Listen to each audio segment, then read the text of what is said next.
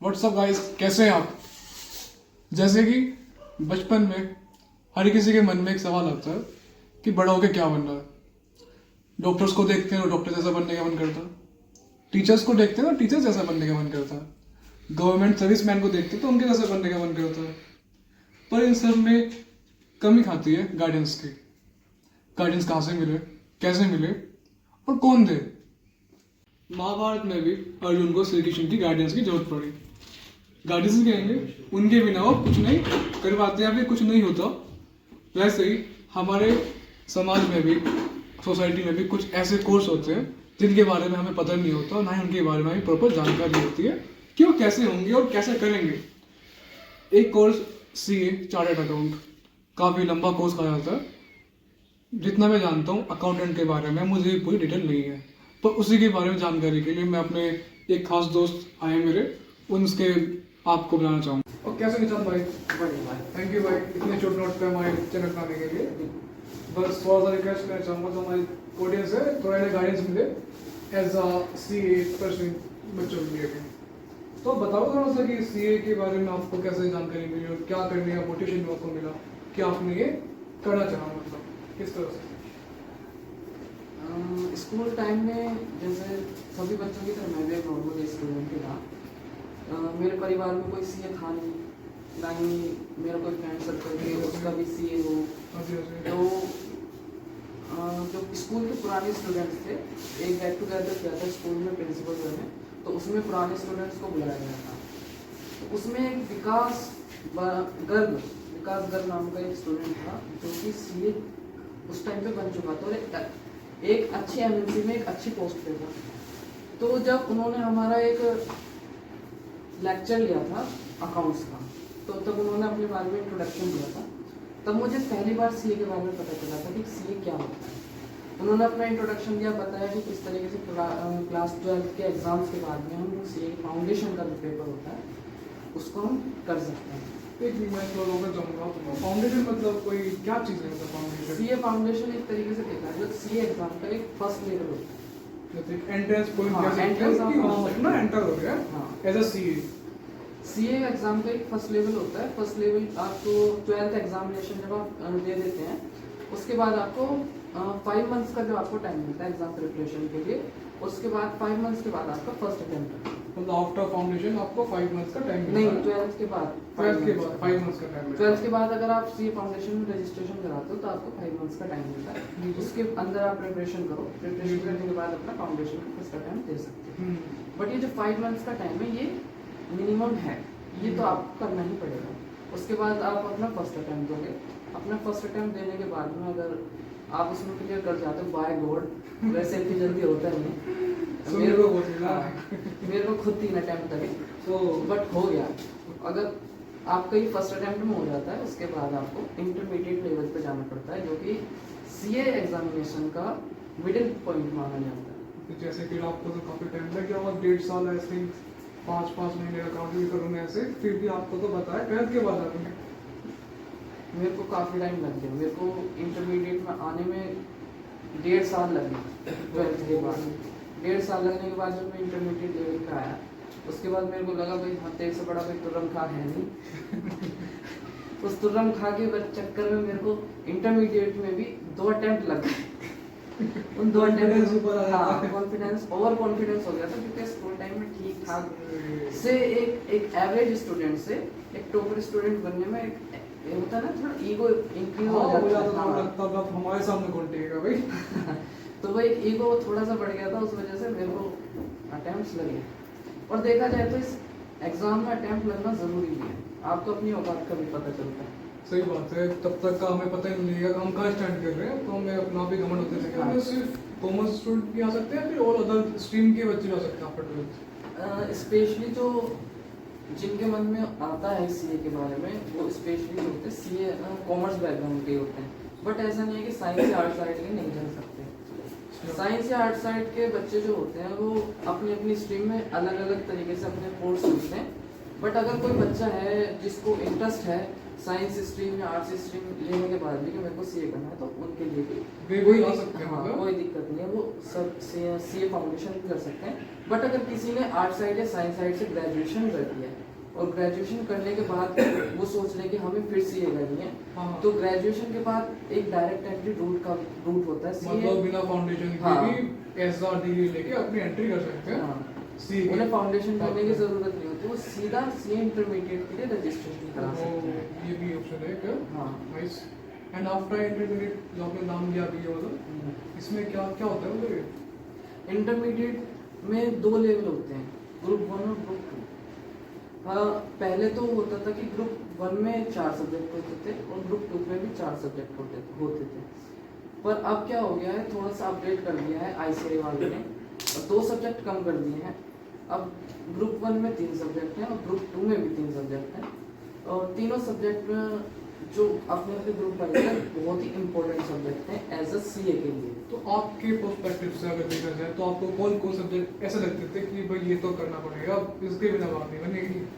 अगर ग्रुप 1 देखा जाए तो सारे ही सब्जेक्ट काफ़ी इंपॉर्टेंट है, बट अगर देखा जाए तो जो टैक्स सब्जेक्ट है ग्रुप 1 में, टैक्स सब्जेक्ट। हाँ टैक्स सब्जेक्ट है, उसके अंदर आपका जीएसटी भी आता है और डायरेक्ट टैक्स भी आता है जो कि आपका इनकम टैक्स होता है। तो ये अगर हम सीए कर रहे हैं तो मेरे ख्याल से टैक्स एक बहुत ही इंपॉर्टेंट सब्जेक्ट है, और कोई भी बच्चा जो सीए कर रहा है उसको टैक्स पे बहुत ज़्यादा ध्यान देना तो चाहिए। मैं ऑडियंस से कहना चाहूँगा याद कर लीजिए टैक्स सब्जेक्ट। और अगर ग्रुप 2 की बात की जाए तो ग्रुप 2 में एक ऑडिट सब्जेक्ट होता है, जो कि सीए का देखा जाता है ड्रीम जॉब होती है ऑडिटिंग।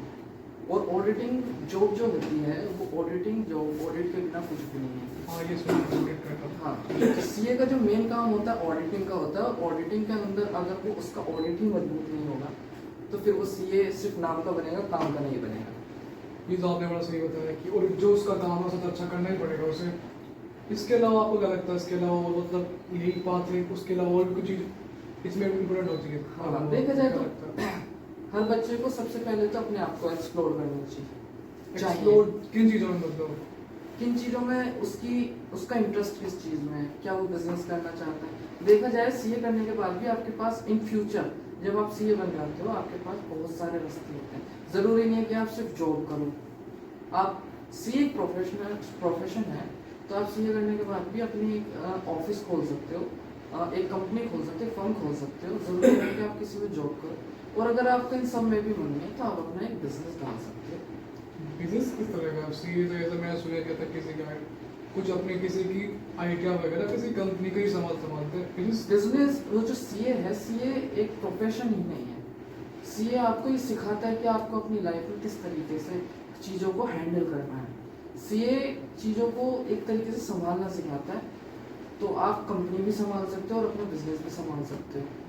सीए करने के बाद आपको ये नॉलेज आ जाती है कि आप अपनी कंपनी को किस तरीके से प्रॉफिट मैक्सिमाइजेशन कर सकते हो, या आप अपना फाइनेंशियल जो वर्ल्ड है उसको किस तरीके से कंट्रोल कर सकते हो। ये तो आपने बड़ा एक नया बताया कि इसमें पता नहीं था वो बिजनेस भी कर सकता है। नाइस दिस तो ये है कि सीए करने के बाद बहुत सारे ऑप्शन है, बट उन सब ऑप्शंस को एक्सप्लोर करना बहुत ज़रूरी है, उनको ढूंढना बहुत ज़रूरी है, आपको अपनी फील्ड को चूज करना बहुत ज़रूरी है। इसमें कुछ ट्रेनिंग भी होती है, मतलब कुछ ट्रेनिंग करना मतलब कुछ होता है इसमें ऐसा? हाँ होता है। इंटरमीडिएट लेवल जब आप कर लेते हो, इंटरमीडिएट लेवल करने के बाद जो हमारा इंस्टीट्यूट है ICAI, हाँ ICAI आपको एक 15 डेज की ट्रेनिंग करवाता है जिसको IT ट्रेनिंग बोलते हैं। तो उसमें क्या मतलब करना क्या होता है, क्या कुछ उसमें नोटिस मिलता है या सर्टिफिकेट मिलता है, क्या हाँ, मिलता है? ICAI इंस्टीट्यूट हमको सर्टिफिकेट देता है और उसके अंदर वो सिखाता है कि आपको कंपनी में किस तरीके से काम करना है। आपको कंपनी या इंडस्ट्रीज के बारे में नॉलेज करवाता है, उनको विजिट करवाता है 15 डेज की? हाँ जी, 15 दिनों में सिखा देते हैं? हाँ वो एक तरीके से आपको एक ओवरव्यू दिखाते हैं, आपको विजिट कराते हैं, वहाँ का दिखाते हैं, सिस्टम समझाते हैं किस तरीके से क्या होता है।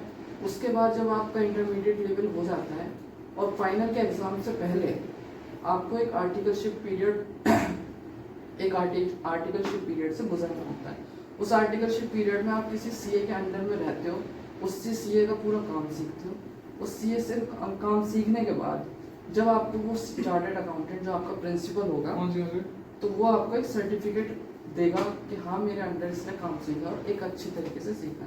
उस सर्टिफिकेट को मिलने के बाद ही आप अपने फाइनल लेवल के लिए रजिस्टर करा सकते हो। तो वो जो एक आर्टिकल जो आपने बताया उससे भी हम ट्रेनिंग का पार्ट दे सकते हैं क्या? हाँ, एक ट्रेनिंग का पार्ट नहीं, वो ट्रेनिंग ही है पूरी, जो कि हमें सीए फर्म या सीए चार्टर्ड अकाउंटेंट में तो इसका कोई टाइम पीरियड होता है, क्या होता है? हाँ, टाइम पीरियड होता है।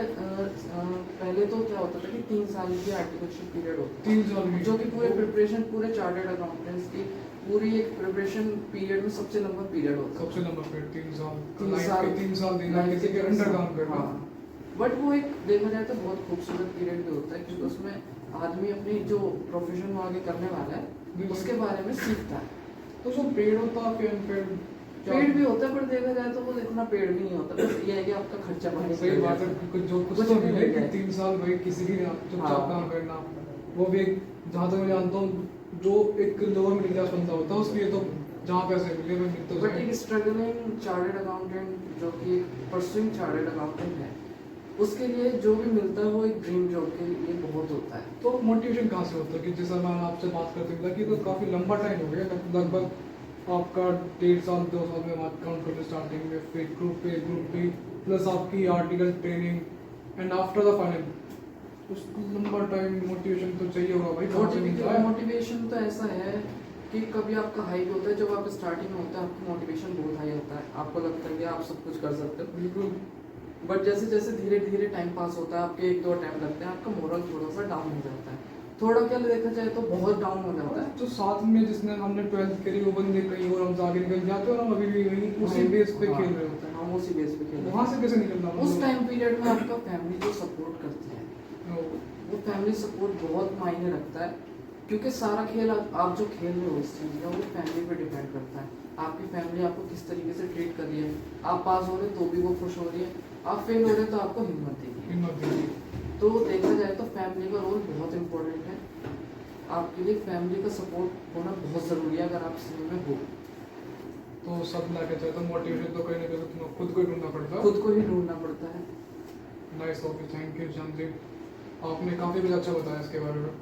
अगर आप किसी को कुछ भी और जानना हो तो आप निशांत से डायरेक्ट कांटेक्ट कर सकते हैं ना, कमेंट सेक्शन में बताइए, तो मैं उनसे पूछ के आपके आंसर दे सकता हूँ। पर्सनल नंबर तो देना चाहूँगा कि भाई को भी अपना करना होगा। तो thank you Nishant ji. Okay, thank you. Great.